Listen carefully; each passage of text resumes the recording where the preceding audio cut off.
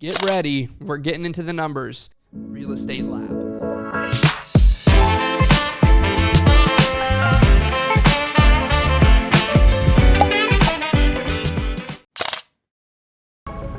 What's up, guys? Here we go.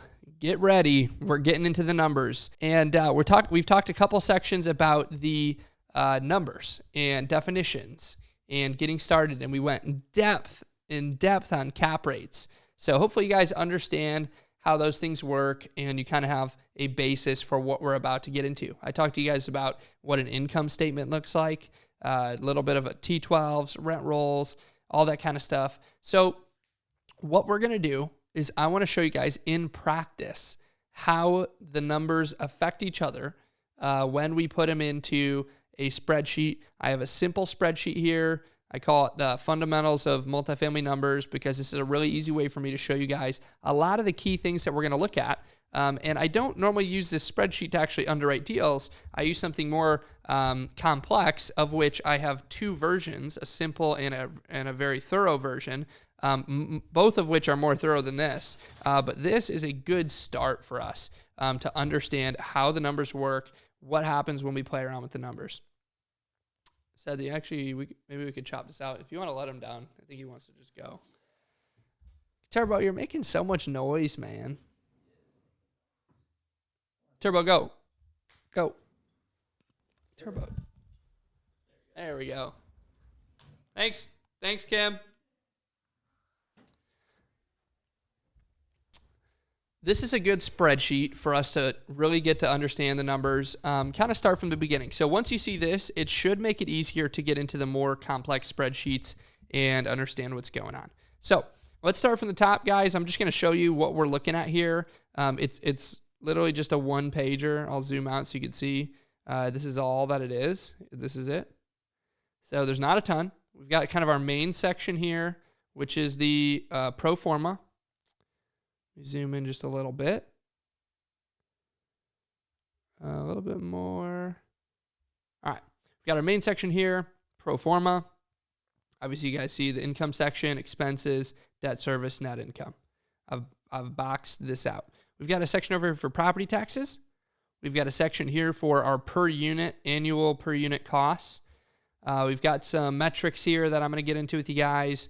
We've got our main inputs for the acquisition details, and then we've got our unit mix, which is how many units of each type, what are the rents, and then we've got a little box for sale details. So this is very simple. I'll zoom in a little bit more so you guys can see it now. I just wanted you to see what the whole thing looked like, so you're like, hey, I can't see it all. I don't know where we're at, but this is just simple one-pager, very easy to use. So let's start off. Let's just start from the top. And then I'm actually going to show you guys where each of these numbers come from. So the top line item in any pro forma, this is a 1 year pro forma. There's a column. So all these numbers flow together. This is the way spreadsheets normally work, right? You're going to have numbers that are summed up in a column. And we are going to sum, for example, in the income section, these are going to be added together to equal this number. These are added together to equal this number. You can double click on any of these and actually see what cells it's referring to if you're not familiar with Excel. Some of you guys are, but some of you guys aren't. So I'll just give you a couple little hints here. Double click and you can see, or you can see it up here at top. This spreadsheet, you are only supposed to edit the blue cells. All right, blue cells. Anything that's blue, you can edit. Everything else might have an equation. As you can see, when I click on this cell, it was a number. I just input this number. I could input 5,000. Again, remember positives and negatives. This section, income is positive. Anything with expense, you need to put it in the negative. You don't want to put 15,000 or 15,000 this way because that's going to mess it up. You need to put minus 15,000. So I'm just giving you some heads up. When you see spreadsheets like this, make sure you put in the correct positive or negative delineation. Okay, so these sum, gross income, your expenses all get summed. And then net operating income is your income minus your expenses. And that's how we get the NOI. NOI minus debt service equals net income. You can see it's B32 plus B35, which is a negative. So you're actually subtracting B35, and that equals $75,000 in net income. So that's this section. Where do we get these numbers? right? The 288 is not a blue. We can't input this manually. And we don't want to, because we're not going to just throw a number out there for our gross potential income. This is one of the most important numbers in our pro forma, because it's our starting number from which we can say, hey, this is our top line potential revenue number. How do we get to that? So we're going to go down, and again, this is 1 year. We're talking about a stabilized year. So imagine that we buy this property, and our goal with this spreadsheet is really just to look at a 1 year period and figure out, hey, what could this property look like once it's stabilized? So we're not going to go through and show every year yet. That's in the more complex spreadsheet where we show year 1, year 2, year 3, year 4, year 5 plus, and we show the progression of the property improving. This is just, hey, I want to take a look at this one potential property and see what could I achieve in a stabilized year. So gross potential income, D81. Let's go down to D81. It pulls from our unit mix. D81 right here. So what this is doing is saying we have 1 bedrooms, 2 bedrooms, and 3 bedrooms at the property. I just pulled an example property. There's 10 1 bedrooms, 10 2 bedrooms, and 5 3 bedrooms. So this is a 25 unit property. As you can see, it's 25 units. I put the 1 bedrooms at 800, the 2 bedrooms at 1,000, and the 3 bedrooms at 1,200. They're $200 apart. Multiply that each by 12 times the number of units. We're going to get our annual potential income. Sum all that up. And this is what we would collect if everyone paid their rent at these rents on time and they never missed a payment and there was no vacancy. We would collect $288,000. So if you look at any property and you're wondering what kind of income could this property produce, come up with a top line number. And the top line number is, you're almost never going to achieve this, right? Unless you have like a duplex or a triplex, maybe. But there's always turnover in apartments, right? So you're always going to have some sort of vacancy. So if we want to figure out what is the potential highest income that this property could produce, what we're going to do is we're going to take the number of units, multiply it by the potential rent of each unit times 12, and then we're going to sum all that up. And so we come up with $288,000 is our gross potential rent. That's this right here. So that number flows up to here. So this little table, once it's filled out, automatically flows to the top of the spreadsheet. So that's why I didn't put this in blue, because you're not filling this out yourself. All you're doing is filling out. I'll highlight these because these actually are cells that you can change as well. So how many units? So watch this, 288,000. Let's say there were 21 bedrooms, 22 bedrooms, and 10 of these. We have 50 units, 576,000. That'll flow right up to the top. Okay? So now you guys get the picture on that. 288,000 is our gross potential income. Other income. I put some guides for you guys over to the side. You've got some here too. These correlate horizontally to the category that they're in.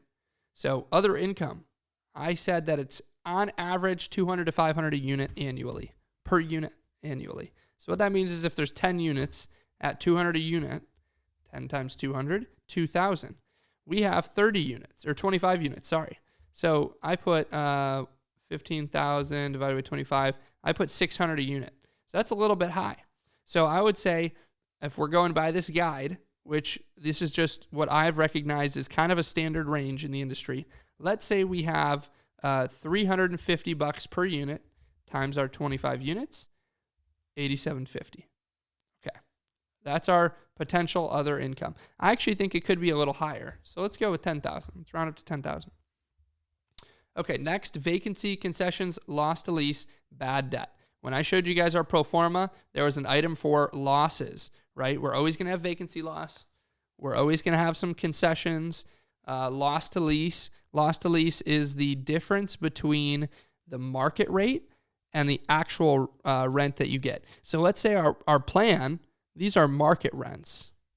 So I'm going to put market rents, meaning these are the rents we're going to try to achieve. And that's what gives us our potential, because this property has the potential to hit $1,200 a month for all 3 bedrooms, $1,000 a month for all 2s.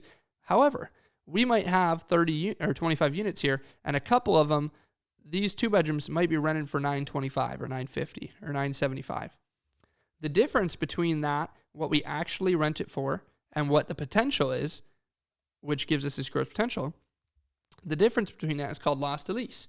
And so most properties, the two highest things you're going to have in your losses section are your vacancy loss and your loss to lease. Especially, as long as you have your market rents at the true potential rents, right? And the closer you get your rents to the true potential market rents, the lower your loss to lease is going to be.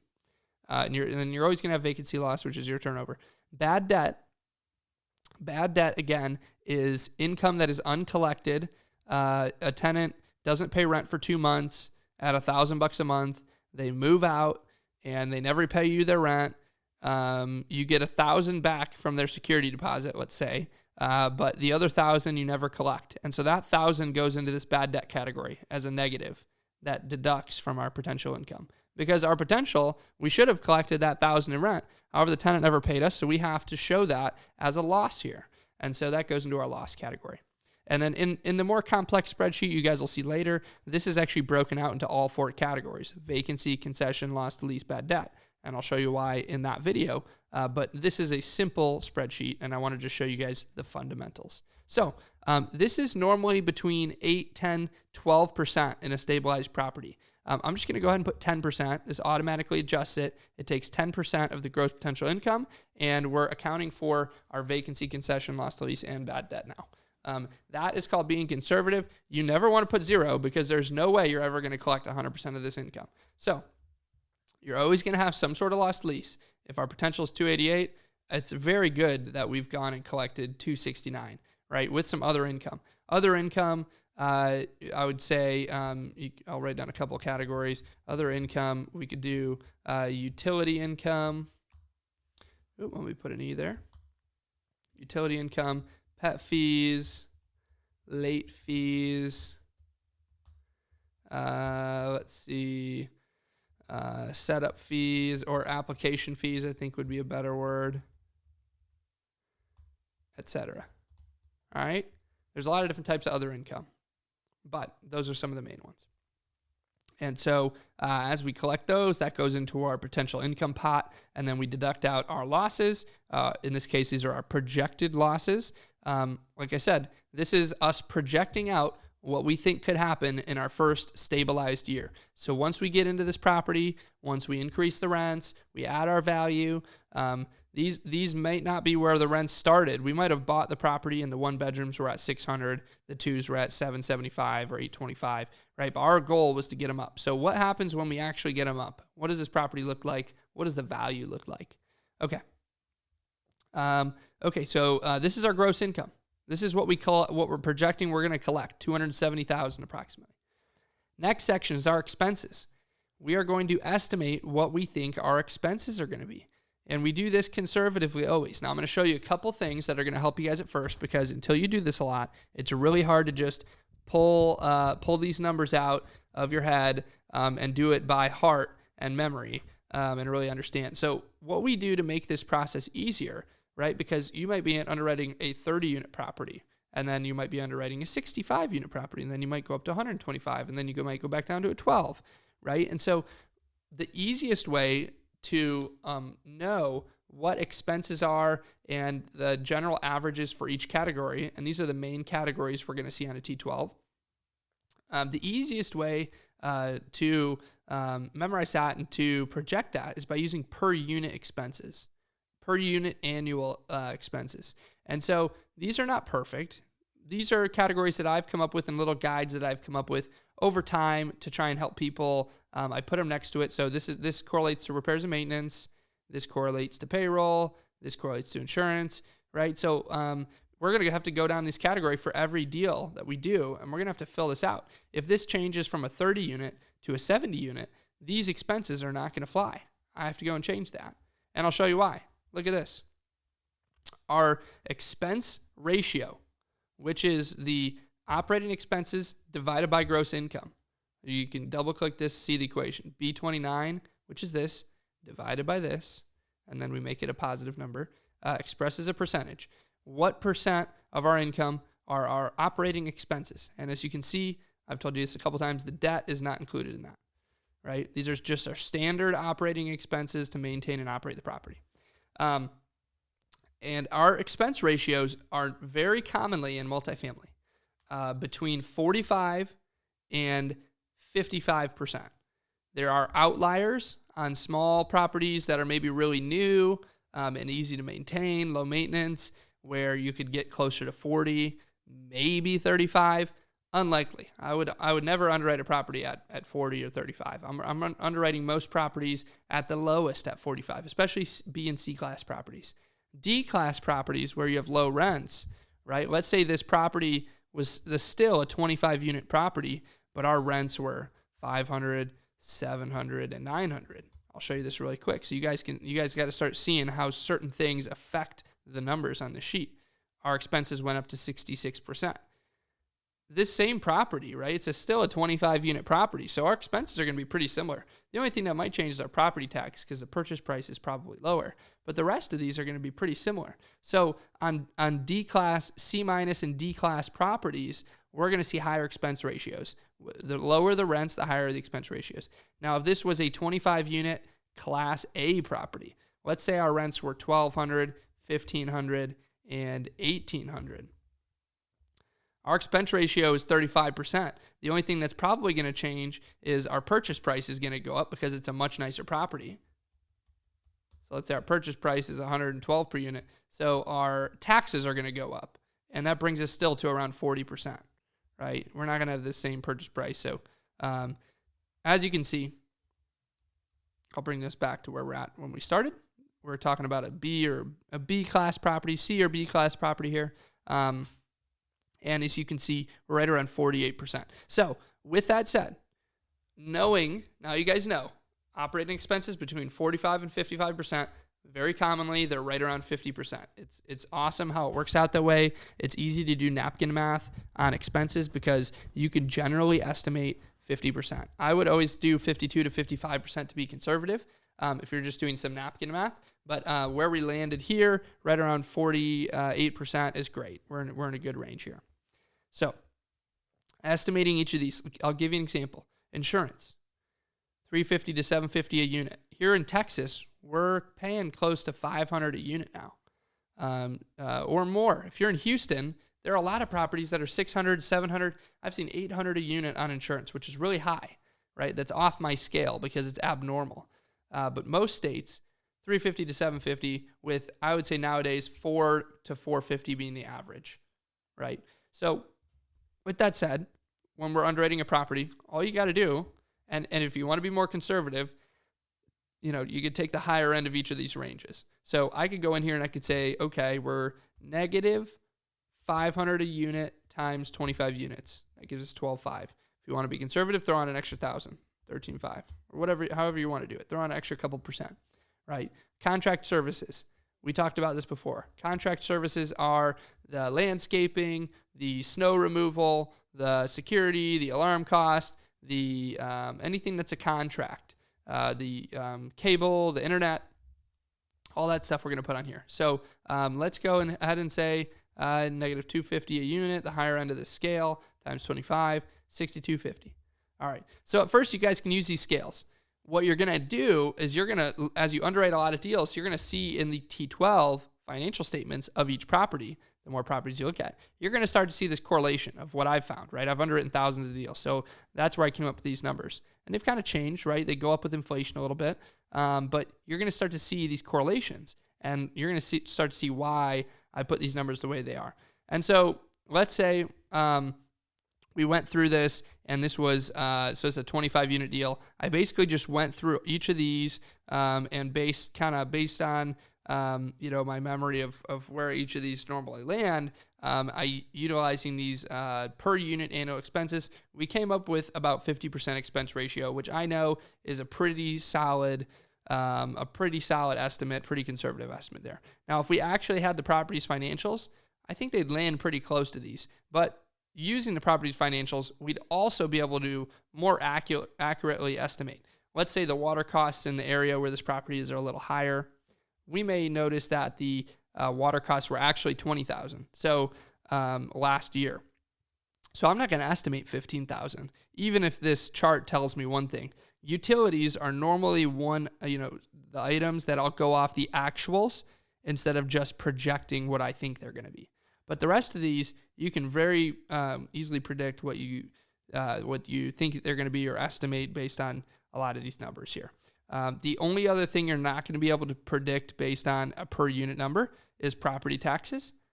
Property taxes are very market specific. I'll give you an example here. So let's say we're buying this property for $1.7 million. All right, I got this little nifty chart over here. Every state and every city and every county are different. So I'm probably going to need to do a separate video on taxes alone. But it's something that I can't really give you a blanket lesson on because it does change per state and per county and per city. So I'll give you an example though. Every property has a assessed or taxable value, right? Assessed or taxable value, regardless of what it's sold for. The assessed value is normally based on the purchase price in some form. Sometimes it matches what the purchase price is. Let's say the old market value of it, this is what the seller bought it for, and this is what we bought it for. So let's say the seller bought it for $1.2 million several years ago. The city assessed it at $960,000. What I did was I just said the city's assessing it at 80% of the market value, which is common in a state like Texas, for example. So if I bought the property for $1 million, the city comes in and they assess it at somewhere around $800,000. Then they take the assessed value, multiply it by a tax rate or a millage rate. Sometimes this is called millage rate. And they'll multiply it 960,000 by 2.5, and this is what the taxes will come out to annually, $24,000. So this is what it was before we purchased it. The taxes were $24,000 a year. What happens is when properties sell, they normally will reassess the property. Assuming the value went up, they want to increase the tax collection so that their tax revenue goes up. So because the value of the property went up, they feel that they have the right to collect more taxes, which they do. And so they're going to assess it higher. And oftentimes what they'll do is they'll take the new purchase price, multiply that by, let's say, 80%, get our new assessed value, multiply this by 2.5%, as you can see here, this times this, and then we're going to get our new tax rate. So what happens a lot of times is our taxes after we buy a property will go up by 20%, 30%, 40%, 50%. I've had taxes almost double the year following the year that I bought it, right? If you buy a property in 2021, your 2022 taxes could be significantly higher. And so I will tell you this right now, the number one mistake that I see investors making is not on the expense section, is not properly estimating how taxes are assessed. And so as you can see, after purchase, our new purchase was 1.7. This is our new assessed value. This is our new taxes. This is based on the purchase price. So let's say we bought this property for $2 million. You'll see this equation automatically adjusts. Our assessed value changes, and so does our annual taxes. Again, I'll upload this spreadsheet for you guys to play around with. However, I would not suggest you use this unless you understand the areas that you're in. This is just an example spreadsheet where this shows, and reflects the tax changes. However, other states do it differently. For example, in Michigan, they use 45 to 50% of the market value is the assessed value, and then this gets divided by 1,000 and multiplied by a millage rate, which is normally between 60 and 70. So, that could be the equation for Michigan. Every state's different. So this is an example. You'd need to manually edit these equations, which I don't suggest, unless you understand how to use Excel and you're good with that, then totally fine. Go ahead and do it. But in the more complex spreadsheets, which I'm going to show you guys, which really aren't that hard to use, you just have to get used to it. Those have a section that allows you to edit the actual equation based on your area, and it makes it really easy, and it automatically calculates property taxes for you. So let's say for the purpose of this example, property taxes are now, let's go back to whatever our price was, 1.7 million, 34,000. Okay. Turnover, I always use 250 a unit. Electricity, like I said, utilities, I normally go based off the actuals, and then I always throw a little bit into the miscellaneous category. All right, I'm not going to get into the intricacies here of payroll and repairs and maintenance, but these categories we'll talk about in the once we actually see a T12 we'll go and look at that. So these are our total operating expenses. This is what it costs to maintain and operate the property. Now, these are just budgets. So we might get in there and insurance is actually $13,200, which would be great. Payroll, we only spent $12,000. Repairs and maintenance, maybe we spent $7,000, so we go over, right? So this is our goal. This is our target goal for stabilized property, what our budget is for what we want to spend. Based on the cap rate video that you guys saw I did, this will give us a projected net operating income. You guys remember, you just saw the video. Net operating income dictates the value of the property. So the higher this is, the better. So our goal is to get these rents up as high as possible so that the NOI goes up. So this is our stabilized property. Then we have our debt service. This is automatically calculating based on what our purchase price and loan terms are. So watch this. So this is our debt service. I'll show you guys how this works. And that is the part of the reason why I want to show you the spreadsheet is so you can see how certain things will affect others when you modify them. So purchase price, loan to value. Let's go down to this financing section. Loan to value is what the loan amount is going to be in correlation in as a percentage of this purchase price. So if we did 100%, that means our loan is going to be 1.7. So that's never going to happen. So normally between 70 and 80% is most common. So I'll just say 75. Here's our interest rate. And remember, we talked about amortization. Let's say we're on a 25-year amortization, right? So watch this. Remember I told you before, the lower the amortization, the higher the debt payments. Watch me move this to 20. Now it's up to $92,000. Watch me move this to 30.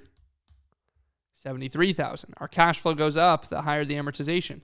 So in this scenario, 75%, we're putting 25% down. Our down payment is $425,000. Let's say we have $100,000 in renovations that we need to do, $50,000 in closing costs. Our total out of pocket is $575,000. The lower the amortization, the higher a payment. Here's our cash on cash return. Just take a look at this real quick. All right, cash on cash return. $575 is our out of pocket. Watch this number, and watch this number. All right. Our amortization goes from 30 to 25. It does not change our out of pocket costs. It increases our debt. Right? Watch this. 30. We'll go to 25. Our debt payments go up. So our net income goes down. Our cash on cash goes down. Let's go to 20. Cash on cash is now below 8%. Now you can see why we want a longer amortization. The longer the amortization, the better. Because watch this. Up here, our debt is going to go down. Let's go back to 30. Debt goes down. Net income goes up. Cash on cash goes up. The longer the amortization, the better. These are things that you guys will grasp better once you get in here and start playing around with the spreadsheets. You'll start to see the more certain things get changed. This is how it impacts returns. Obviously, higher interest rate means lower cash on cash. Watch this. 5%. Our debt payments went up because we have a higher interest rate, and our cash on cash goes down. So in this scenario, we've had a steady out of pocket cost the whole time. $575 is our capital that's needed to buy this property and renovate it and close on it, right? It's our down payment, closing costs, renovations. $575 is what we need to buy it. This is our current cash on cash with what we've gotten here. Let's go back to our 4% interest rate. So this is a pretty good deal right now. We're buying it for 1.7. It's going to be stabilized and producing us 11.4% cash on cash on our 575. It's about $65K a year. So watch this. The higher our loan to value goes, the higher our debt payments will get, right? Watch this. I'm going to change to 80. Our debt payments are going to go up slightly, right? Our cash on cash went up actually. Why is that? It's because now we don't need to put 575 down. We only put 490 down. And if you remember, cash on cash return is our cash flow, net income, divided by this. So the less money we need to put into a deal, the higher our returns are going to go as long as we're cash flowing. On the same note, our debt service is going to go up, make it a little less safe or stable because we have this higher loan. Let's go back the other way. Let's go to 70% or let's go to 65. Now we need $750,000. right? This is all just a throttle. This is why we go to multiple banks to find the loan we want, right? You're not always going to get every term you want, but you can get close. You don't always want to put 65% loan to value, because then you need to put 35% down to buy it. Look at how much money we have to come out of pocket. $750. That's a lot. That's a lot more money than $490 in the 80%, $490. But in this scenario, 65% loan to value, we have to come out of pocket $745. Now our loan went down. So actually I see our payments are now only $63,000. Let me go back. 80. Our payments go back up. Let's go back to the 65. Our payments went down. Our net income went up, but our cash on cash actually went down. It's because we're coming out of pocket so much more money. So yes, we're paying less in debt. Yes, it's safer because we have a lower loan amount. That's a good thing. But our cash on cash actually went down. Now watch what happens when we buy this property with 100% down. We are making, I'll show you this. This is what I was telling you about NOI. If you buy a property cash, your NOI is your net income because there's no debt. Your NOI is your net income. On the same side, your cap rate. So look at this. Our cap rate, 138 divided by 1.7, is about the same as our cash on cash. And the only reason it's different is because we have this extra amount of money we got to put down. So if I change that equation to be the cap rate, purchase cap rate is the NOI divided by our total out of pocket, our cash on cash is going to equal our cap rate. All right. I'll put in here actually right below this. This will be good to see.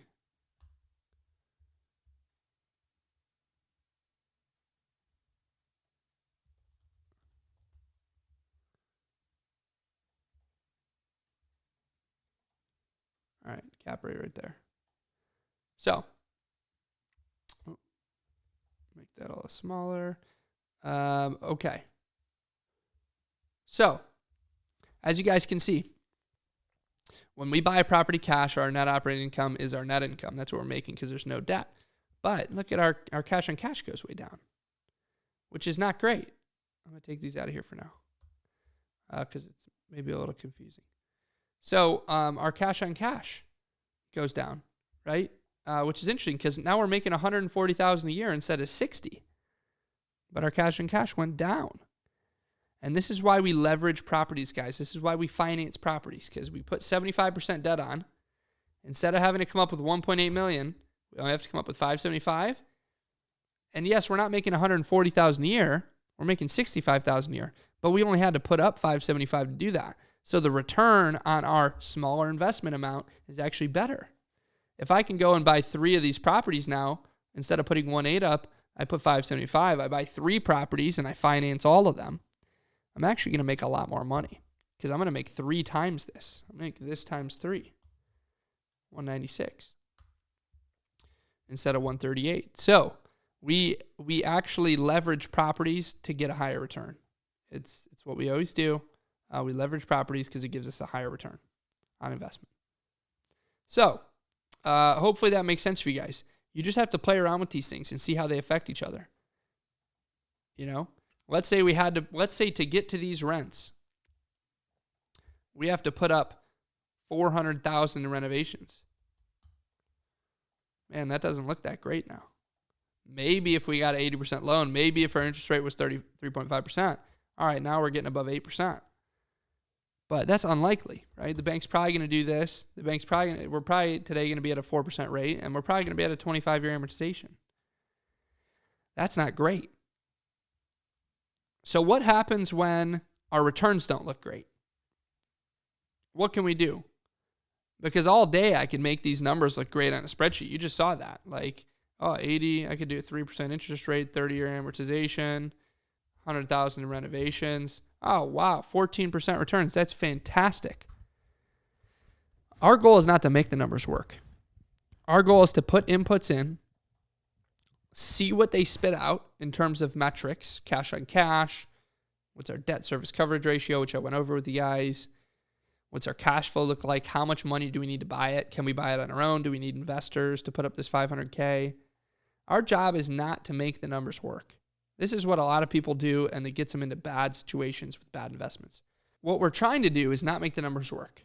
What our goal is to put what's conservative, like I said, and realistic, and then make a decision. And I'm going to get to that point here for you guys. So let's say 75% loan to value is realistic. Interest rate, 4% is realistic. The bank's going to give us a 25-year amortization. To get to these rents, maybe the rents were a lot lower before, but to hit these rents, which is what gives us, these are our market rents. This is what's realistic. I don't think I can get more than $800 for the one bedrooms and $1,000 for the twos and so on and so forth. This is what the market is willing to pay based on the rent comps that I've looked at. You don't want to fudge that. Just put in what's realistic. What do you think is possible?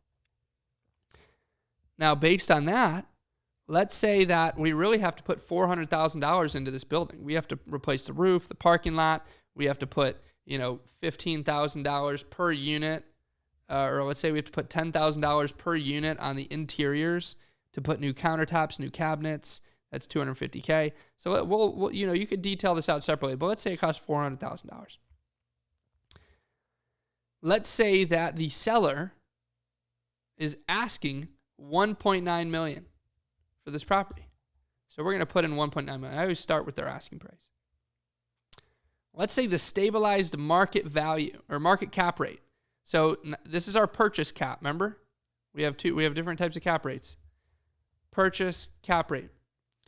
Let's say that the market cap rate is 6%. Okay.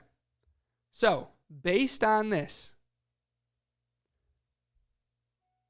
the amount of money that we have to come out of pocket to do this project, let's say this is $300,000, maybe a little less. The amount of money we have to come out of pocket to do this project with the seller's purchase price, everything else is already input as what is possible. This is set. We can't fudge this. That's what the bank said they're willing to give us. We can't fudge the interest rates. You can't fudge the amortization. This is what we need to renovate it. These are our closing costs. Total project cost, $2.25 million. This is the market exit cap rate. This is what we could sell it for, right? So you take the NOI, divide it by this cap rate, and that's going to give us the end value of this project, which right now is actually lower than our all-in cost, which you never want. You always want to, remember what I said, you always want to add value. You always want to increase NOI. So what's our main problem here? Right? Our main problem here is that we're paying too much for the property. These are bad returns. I'm looking at our cash on cash return. And then at the end, we're also going to look at our equity multiple. Equity multiple is what did we take our capital that we put in and turn it into? Right? Right now we have negative we are actually losing money when we sell this property because we bought it for 1.9. We put 350 into it. We're all in at 2.25 and we're selling it for 2.24 based on this exit cap. That's not good. But you can't increase the NOI anymore. We can't just say that it's a 4 cap because it's not, right? If it was a 4 cap, we'd be making a ton of money, $1 million here. We can't just say it's a 4 cap though, right? And we're looking for a 2 equity multiple, and I'm looking for at least 8 or 9% cash on cash. 2 equity multiple, 8 or 9 cash on cash. But we can't change these things, right? The market cap's 6%. I don't want to pretend that it's more than or less than that. Again, you can see the lower the cap rate, the higher this price goes. Right? That's the stabilized market value. I'm just highlighting things in yellow that we should be looking at. So that's 6. So let me hide this. The less on the screen, the easier it is. So what we're looking at here, we can't change this NOI. The NOI set. Our rents are set. These are our expenses. I can't pay 0 for payroll. I need to hire someone. I can't not pay my water sewer, right? So I can't. These are set in stone. I can't change these things. What our goal is to figure out what price to pay for this property. Watch this. This is why buying right matters. Because right now we're not buying right. If you pay $1.9 million based on all the things that we're seeing, you have a crappy cash on cash, and we can't sell this thing for more than what we're all in for. That is a bad deal, right? I said this should be a 2. We need to have some profits. This should be 8 to 10%. So what we need to do is reduce the purchase price. So all I do, once I underwrite a deal, I put in every other number. I put in their asking price to start. I put in every other number in what I think is accurate and conservative, and then I bring the purchase price down from their asking price to what makes sense for me. I don't care what they're asking. They want 1.9, cool. It doesn't make sense. We've already established that. So 1.8, cash on cash gets a little better. We're actually making a profit now if we sell it. Equity multiple, I want it to be closer to 2. All right, 1.7.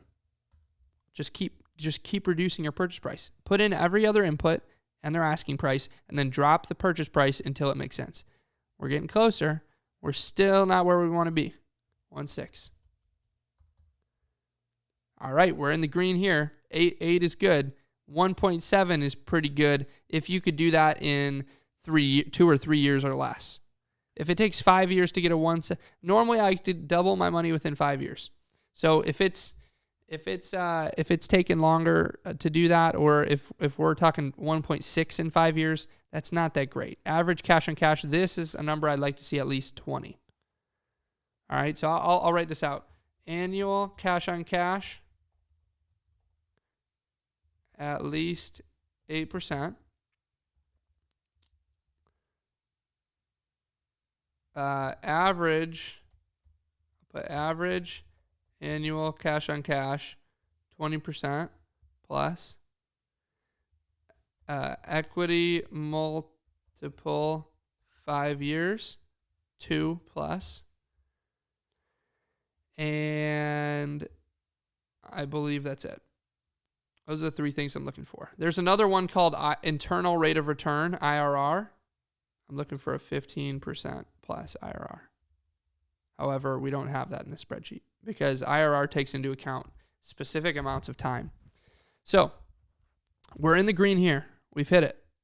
So we're good here. Boom. Average annual cash on cash, 20%. Boom, we're good. Equity multiple. I'll take this out. Equity multiple, we're not quite hitting it yet, right? This one's not there. So we need to keep going. At least if you want to hit all 3. For me, this is what I do. So I'll go to 1.575.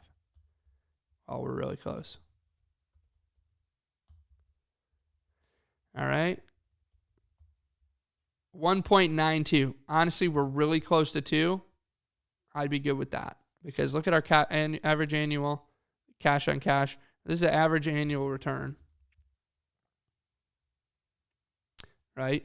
Average annual return. You can call it cash on cash return. Average annual return, meaning that all said and done, if you average out what you've returned total with profits and everything in a couple year period, right? That's, let's see how many years we're talking. Oh, this is in a 3-year period we're talking. So for a 3-year 1.92, we're in a really good situation. So 1.5 is an awesome number. I might go in and offer 1.5. He wanted 1.9, and we know 1.9 doesn't work. So I might go in and say, hey, I'm willing to pay you 1.5 million. Everything else is solid, right? All this other stuff is set in stone. We can't change all that. What we can change is the purchase price. Now, they can choose not to accept it, but our job as investors is to go in and buy good investment properties. And so we stick to our guns, and we say, I'm willing to pay you 1.5. Now, what we can do is we can go and find out what's our max. 1.6. Like I said, this was actually 3 years, which I didn't see before.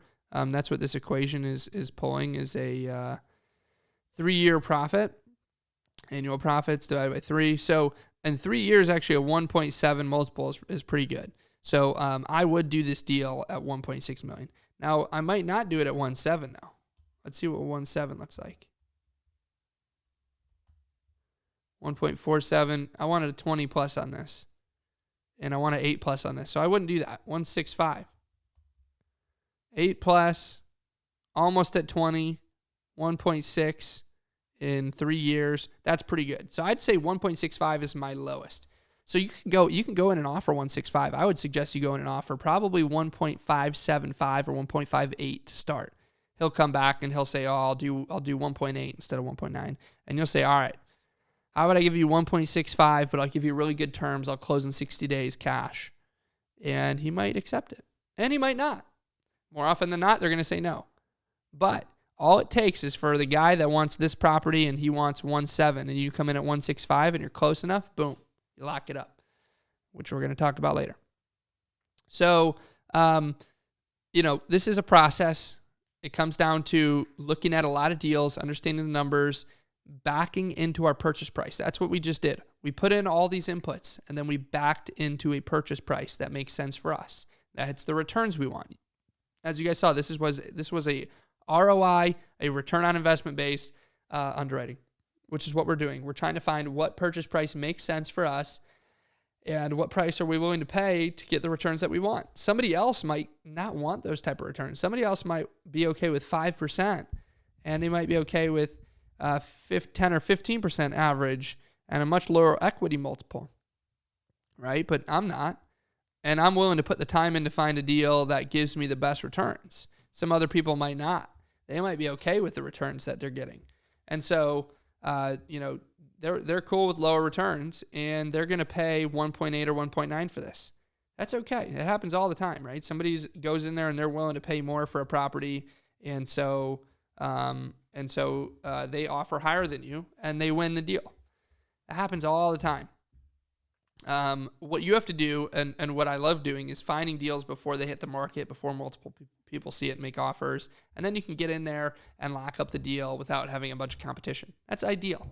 It doesn't always happen. So when you're looking at on-market deals and you know there's an asking price and the goal is to get as close to it as possible, just understand that if you're consistently coming in 10, 15, 20%, 30% below the asking price, that's not uncommon in today's environment. It's a seller's market. People are asking really high prices.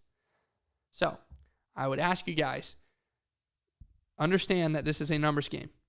Not only do you have to know these numbers, but it's a numbers game in that you're going to have to look at a lot of deals and make a lot of offers before you get one accepted. You might have to make 15 offers or 20 offers or 30 offers or 50 offers where you get a no. Hopefully not that many.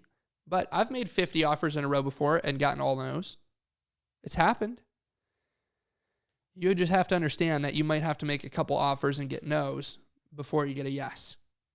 So with that said, I'll give you guys a couple rules here. Rule number 1, never fudge the numbers to make a deal work. The numbers are the numbers, and they don't lie. The numbers don't lie. I have a mentor that always, let me make sure I get this saying right. He said, figures don't lie, but liars sure can figure. And what that means is the numbers don't lie, but there are people in this business who will fudge the numbers just to make it work, just to figure it out, just make it work. And so you don't want to be one of those people, because if you pay 1.8 for this deal, in 3 years you try and sell it and you can only get 2.3 and you're all in at 2.2, you're only going to make $100,000. That's not a lot of money, right? Because you're putting $760 down. Wouldn't you rather turn $760 into $1.3 million rather than turning $760 into $860? You can do that. It's just a factor of finding a better deal. All right.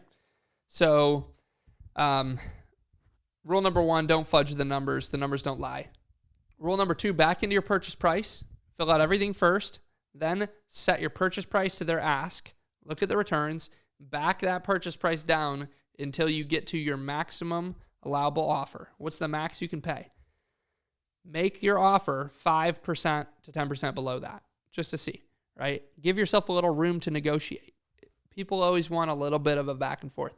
If you're in a really fast-paced, high competition scenario and you need to put your best foot forward on your first offer to just get this thing locked up quick, put your best foot forward.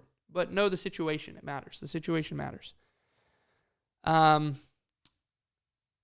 would say rule number 3, never fudge the cap rate. Don't ever put your exit cap lower than something conservative, because if market changes, the cap rate, watch how quickly this cap rate could change these return numbers.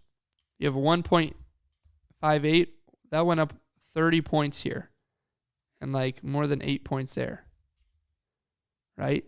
So the cap rate will change your back end. It won't change your cash on cash, but it'll change your back end sale numbers just by changing it 1%. You saw that from 6 to 5.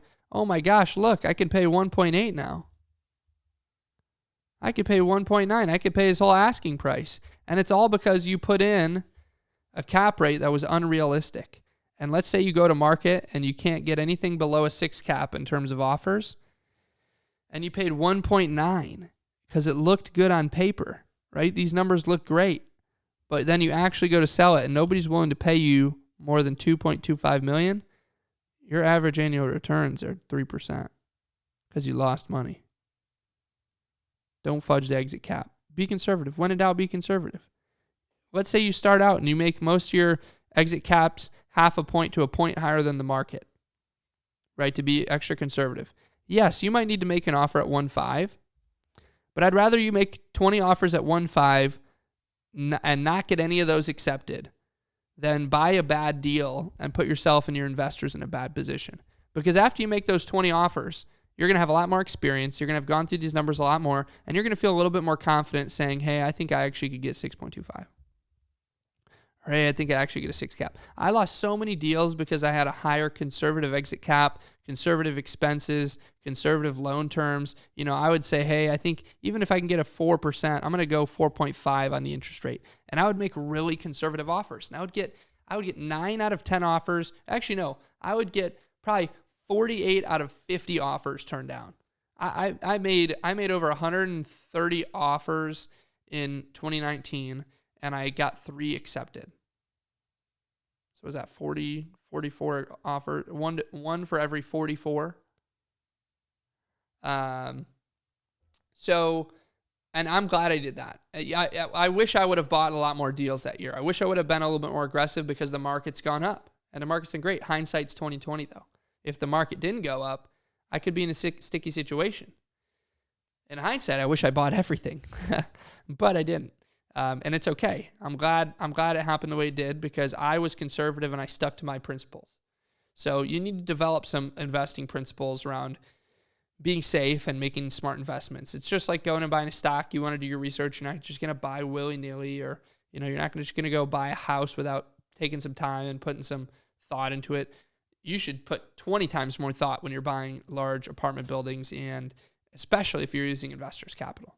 You should be using way more caution and really understand this. You don't want to willy-nilly just go make offers when you don't understand this. You need to know these numbers. Whether you're a numbers person or not, you need to know the numbers like this. You need to understand them thoroughly and see how things affect other things and change the numbers up in the spreadsheet and see what's changing, right?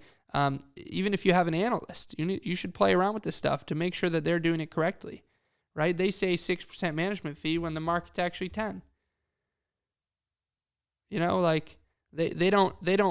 say 2% taxes, but in Texas it's actually closer to 3. That changes everything. And all these things need to be solid. You have an analyst that goes in and they put a 5% exit cap, and it looks great. Numbers look awesome. Oh, make the offer. Well, at the end of the day, you overpaid for a property because of one freaking number on a spreadsheet messed you up. So, last rule, do not use a spreadsheet that you do not trust, because a lot of spreadsheets have errors. I have spent over $700,000 now building out a software platform called Real Estate Lab at realestatelab.com that has a model that has been tested on thousands of properties, proven by hundreds of operators that it works, that it's solid, that the equations are vetted, and it's foolproof. As long as you're not messing with the equations, it's foolproof. And you need something like that, right? The next video, I'm going to show you how our software works so that you guys can start to use it. You need a good underwriting model. That's the last rule. And just be smart. Really learn this, understand the numbers. I know it can get a little complex. I find it fun, to be honest. I think it's cool to look at what our returns are on investment. You can see what scenarios make sense. Watch this. Maybe I'm not hitting my 8% and my 20% cash on cash, but what if I can go and add in a playground and put really nice flooring and nicer fixtures and paint the buildings? And let's say I spend another $150,000 renovating the property. So now let's say I'm at $500,000 in renovations. Yes, these numbers went down, but what if by doing that, I can get higher rents?